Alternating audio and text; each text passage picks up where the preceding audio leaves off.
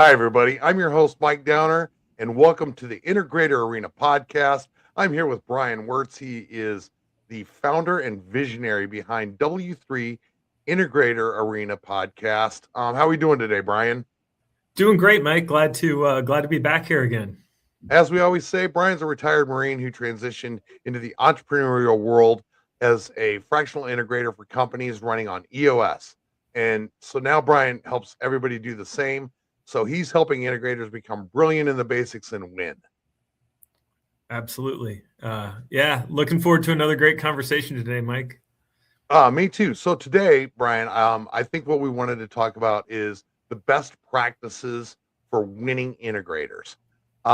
So Brian, now that we've talked how integrators develop and how they operate, the next question is, how do they actually drive results in the role?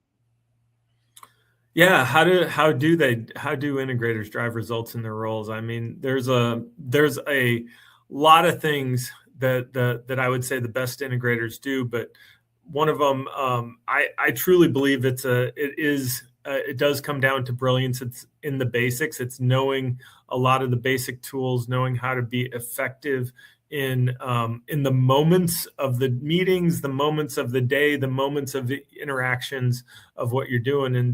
And so I think helping to break out best practices are a good way to give integrators a template of what they should be aiming for. Okay. No, that makes sense. So, Brian, when you think about strong integrators, especially through the lens of how you approach the role at W3, what does effective execution look like? Well, I think an effective integrator is going to have strong relationships with their visionary. They're going to have strong relationships with their leadership team members. They are going to be able to help resolve. They're going to help the communication that happens within the organization. They're going to be able to help resolve those cross-functional issues. And whether they're the actual meeting driver or the person who facilitates the running of the meeting, they ensure that the meeting pulse or the right meetings are happening at the right time, and that those meetings are effective. And really, particularly the level 10 meeting is where everything comes together, and an integrator again is going to make sure that meeting is really happening at a effective and beneficial level to drive the activities of the company for the next week and make sure all the pieces are staying tied together.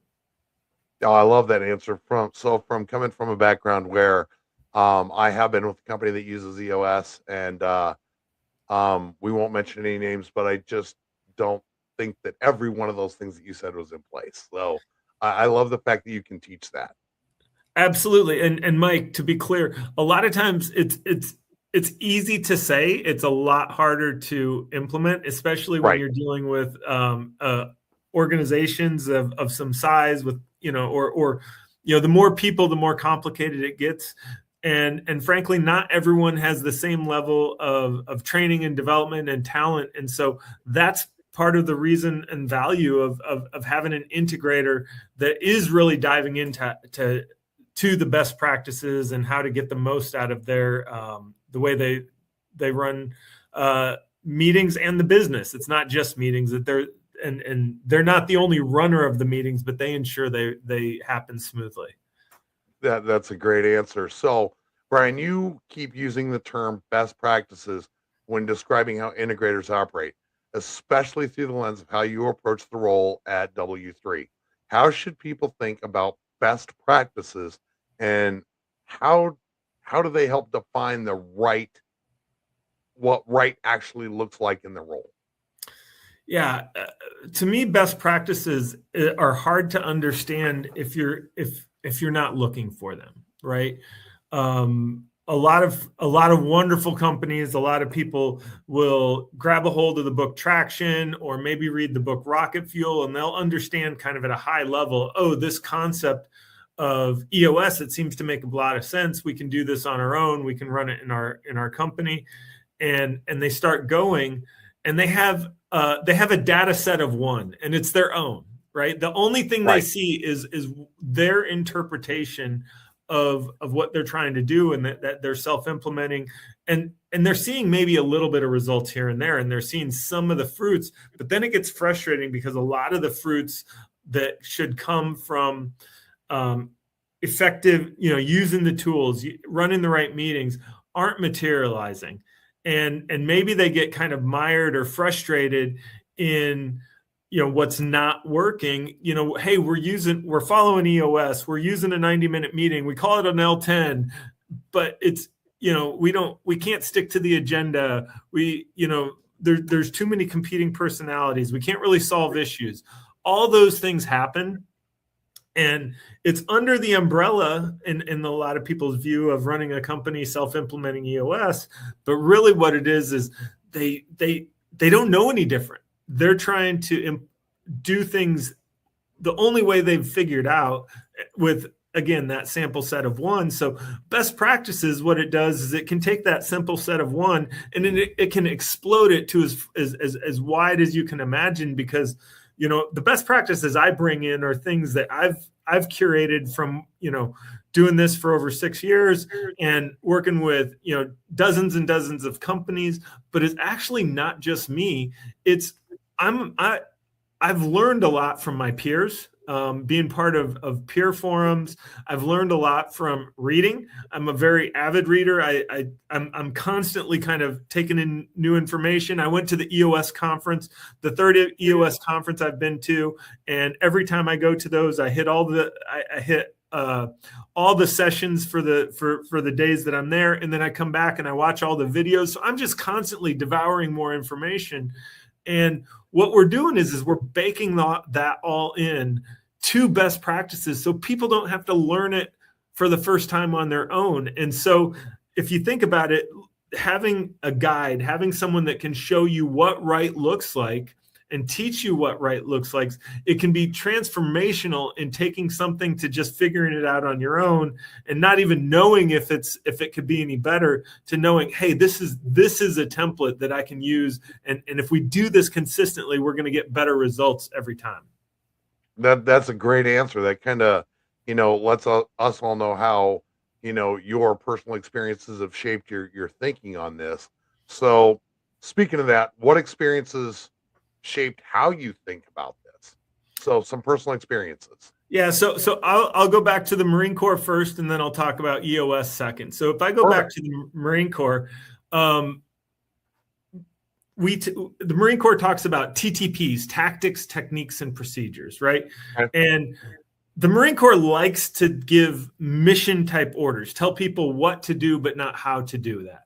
And it's great, because if you don't like to be micromanaged, we like those mission type orders because they give us a lot of flexibility. However, we figured out that teaching tactics, techniques, and procedures and giving somebody a robust toolbox, if you teach them the right ways, they're going to get to a good solution, and they're going to have better and more repeatable and predictable results over time. This becomes, if we go back to some of the time when I was serving, I was in Iraq, I was in Afghanistan. I worked for a while for a counter IED defeat organization at the Joint Forces level. And a lot of what we tried to do was teach what right looks like. I was even involved in creating a couple of video projects where we videoed and taught some of the proper ways to go through and do counter IED or patrolling in an IED, potentially IED threat area, or investigate to see if we actually have an IED. And so what we did is we really focused on back planning off of all the mistakes that we were seeing happening and coming out in casualty reports and incidents, and flipping that script around and looking at, okay, what does right look like? So that somebody could actually watch a video beforehand, and they're going through training and they're doing all this, but even when you're going through training, not every time are you seeing exactly what right looks like. So we made these videos showing what right looks like, so that we could help plant that in everybody's mind in terms of, okay, if I can consistently do these things, it's going to increase my survivability, increase our success rate. So that's kind of a Marine Corps or military foundation.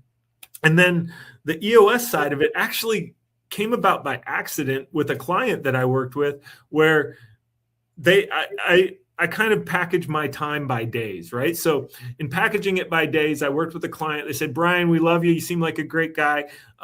We don't have much budget. Can I bring you in for 1 day a month? I said, absolutely, right? Absolutely. I can come in and I can spend a day a month with your team, or, here's some other options. And what I talked to them about is they have a weekly L10. They've been running a weekly L10 for years. Why don't I come in and we kind of came to this conclusion together, but why don't I come in and sit through your L10 every week? So instead of spending 1 day a month on site with their team, I went in and I spent 2 hours a week with them, a little bit before the level 10 meeting, a little bit after the level 10 meeting. And for 3, 4, 5 months, I was there every L10 meeting that they had. And we made their L10 better section by section from beginning to end, starting with the segue, going into our data, component by component, all the way through IDS. And over 3 to 5 months, we really made a huge transformation in their business just by making the level 10 better, because everything that happens in that L10 has tentacles that go out into the rest of the organization. Agreed. And focus on that, you can make everything else better. So that was my inspiration for best practices. Perfect. So living through it, a company that used the L10, I can see everything you're saying very clearly. So everything that you're saying, if anybody doubts it, I'm a guy who lived it. He's 100% on target with that one. So you got a marksman on that one, buddy. All right, thank you. So when you look through the role through this lens you just built for us, where does effective execution actually show up? So effective execution, I talked about, you can bring best practices into, say, your level 10 meeting. And in your level 10 meeting, you're going to report on your data. You're going to report on your rocks. You're going to bring up any headlines. You're going to look at how effective your to-do completion was, the things you committed to do last week. Did they actually get done? And then you're going to spend time doing identify, discuss, and solve. And at the end of that, you're going to come up with new solves, which should be new to-dos that are going to get done next week. All that happens within the confines of the level 10. And if that's happening well, it's what happens after the L10, what happens over the course of the next 7 days before the next L10, which starts at the same time every week. When people leave, they should be executing the things that they committed to in that meeting. The identifying or really completing those to-dos, identifying new issues that need to be added to the issues list and discussed and solved, knocking out the things that they're responsible for from a number standpoint. Everybody in the business should have a number that they're accountable for. So good execution, strong execution looks like the things that are tied together in this one simple 90-minute meeting actually happening over the course of the week. The rocks that we've committed to as the priorities for the quarter. If there's milestones on those, we're tracking toward those milestones week after week after week. So that's what good execution looks like. So now that we've talked about all that, how much of that comes through how integrators lead the L10 meeting, and specifically how they handle IDS with it? Well, so and that's a really interesting question. So integrators lead an L10 in the sense that they're kind of overseeing that it happens properly. They may be the person that's actually running the meeting. They may not. Could get tasked out to somebody else that's actually really great at running meetings. Or maybe I've liked to do it where I have people, I have people really kind of rotate through it so everyone gets that experience. But what happens in the L10 and what happens in IDS is we are literally focusing when we're putting issues on the issues list, whether they stem from the reporting section of the meeting, our scorecard, our rocks, or they're things that popped up during the week. They were problems that we encountered in operations or in any other part of the business. They were new ideas that the visionary has. All of those go onto the issues list, and then we prioritize. First of all, being able to prioritize is important because this is the most expensive and the most impactful meeting that we have every week because of the folks sitting around the table. So if we can come in there, we've identified issues to go into the issues list. Then if we can actually not waste a lot of time beating around the bush, but before we do anything else, we put our focus in really identifying and getting to the root cause of that issue. And one of the sessions I went to, one of the co-authors of the new EOS book, Issues, Sue Hawks, she talked about, she had a way of saying, like, you're at the root cause of an issue when it can be said in a sentence, right? And really the additional part there is that people understand it in that sentence and there's alignment. Yes, that's the issue we need to solve. If we push our effort to getting to the root cause so we know what we're trying to solving it, the discussion that goes along with it is a lot simpler.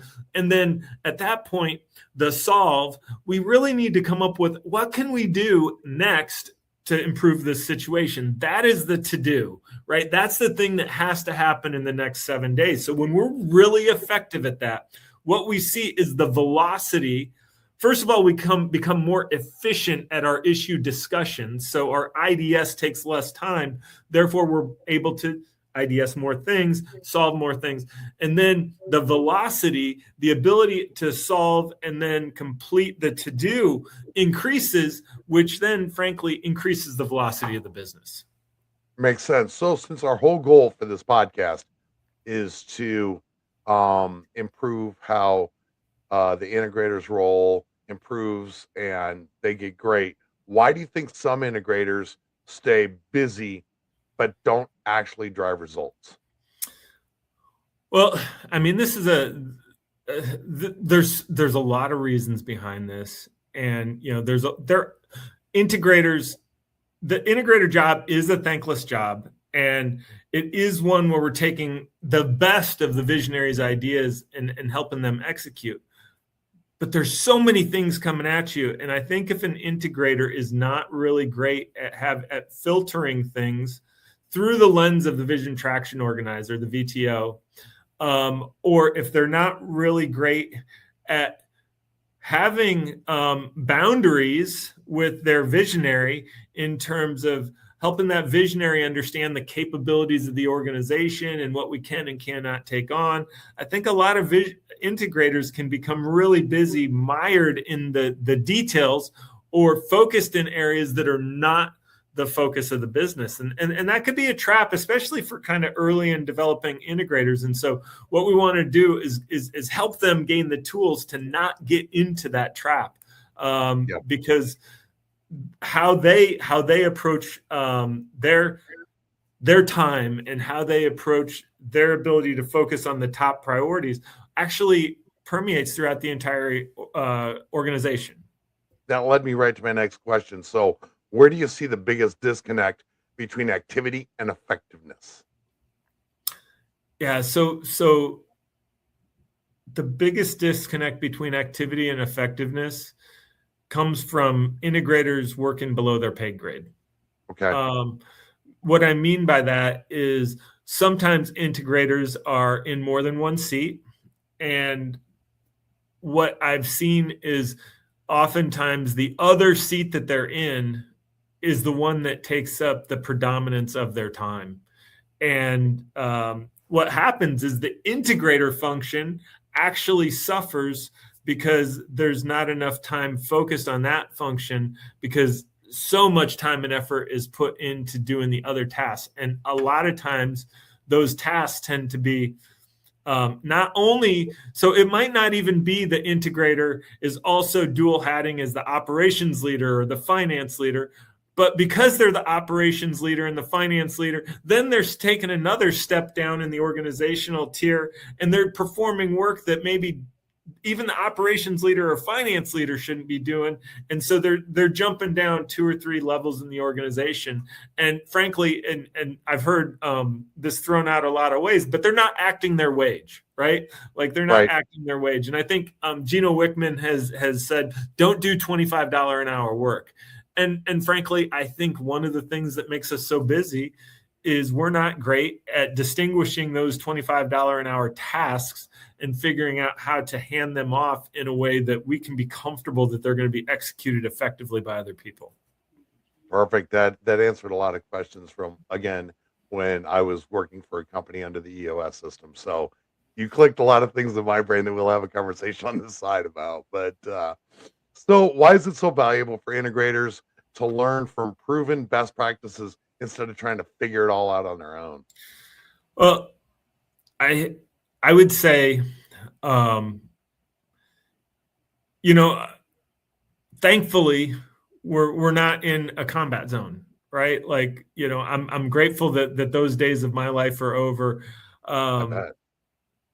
Part of the reason I found a lot of value in being part of that counter IED training organization is we were really doing everything we could to share those practices, to make things more survivable for the units in the field, because a lot of times we were seeing the same units make the same mistakes over and over again with literally catastrophic results that cost life and limb. And that's just that was a horrible feeling, a horrible thing to see and to say. But those that could look at it from a broader perspective would recognize, hey, if this is happening over and over again and we're training to not let it happen, well, what are we missing in our training? How can we do things differently so that that every unit doesn't have to make the same mistakes paid for in the most costly commodity, or not the most costly treasure we have, right? So take that same thing and bring it into a business. Small businesses, regardless of the type of work they perform, really run into a lot of the same challenges and issues. And they don't have to learn it from scratch alone, right? Can you? Yes, by all means you can. It's slower, it's more costly, it's a heck of a lot more frustrating, and you might have some casualties, not physical casualties, hopefully, but you might have some people casualties along the way that you don't need to suffer. So why not be part of a best practice organization where you can learn from the mistakes of others, you can learn from the successes of others, and figure out what right looks like and emulate that. It can shorten the learning curve tremendously. It's a great answer.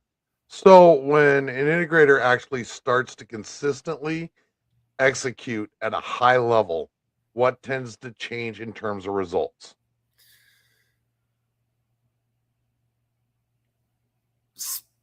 They start occurring, like things start to happen, right? Like what you see is, instead of having this recurring spinning wheel of to-dos never getting to done, right? Of rocks being partially completed but never finished, instead of this kind of mediocre state of accountability and activity completion, you start to see more consistent results. You start to see the weekly scorecard turning green every week. You start to see the issues that are happening being solved faster. You start to see the organization become an increasingly fast learning organization, to where they can have a mistake, learn from it, implement the change, all within the course of a couple of weeks. So that's the difference. It's really an effectiveness, and frankly, it's a velocity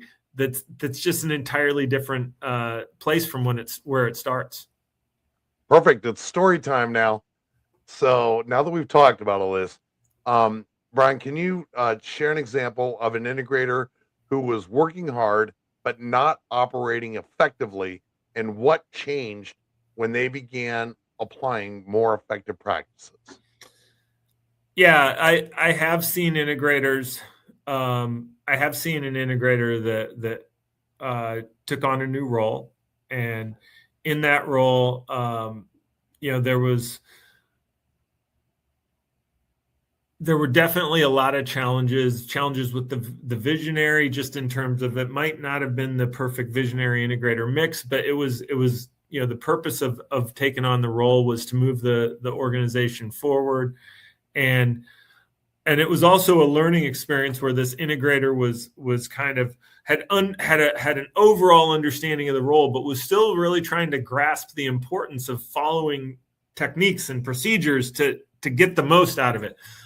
And what I would see is not only does loose execution, and I'll just go back to that L10 meeting.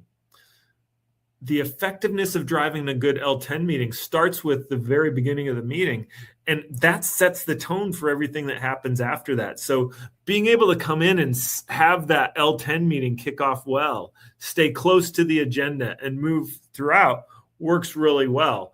When you don't do that, you provide opportunities for a leadership team member, a visionary, or somebody to bring the meeting off track, to take the squirrel, to start pontificating and monologuing. And these things happen in L10s, and they really go off the deep end. And so if you have somebody that doesn't have that discipline, you're going to have L10s that feel like they don't follow the agenda. They have monologuing, they have politicking, they have all these things happening. And I've seen, so in this case, this integrator started out with very little structure, and over time and through developing and following best practices has been able to bring that structure right back in. And now that same integrator is able to drive and is not the person running the meeting per se, but is able to drive effective meetings that follow the agenda, that have a minimal amount. I always say minimal because it doesn't always go perfectly, but a minimal amount of sidebars and squirrels and monologuing has been really largely eliminated. It's never completely eliminated, but we're really, pursuing that purity. So that's the difference. Same integrator, sloppy and a lot of interjections to clean and efficient and more IDS time. No, that makes perfect sense. And that was a great example. So we've covered a lot of information today.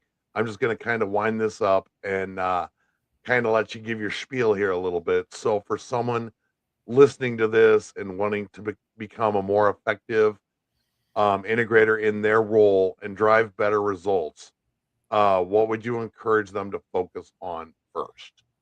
I think that first of all, you don't have to do it alone. Look around.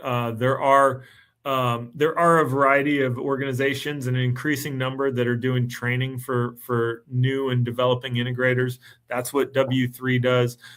Peer groups are a great way to do that. Reading. What I would suggest is don't feel like you have to do it alone, and don't think that you know all that you need to be as effective as you can be, right? You can really accelerate your growth.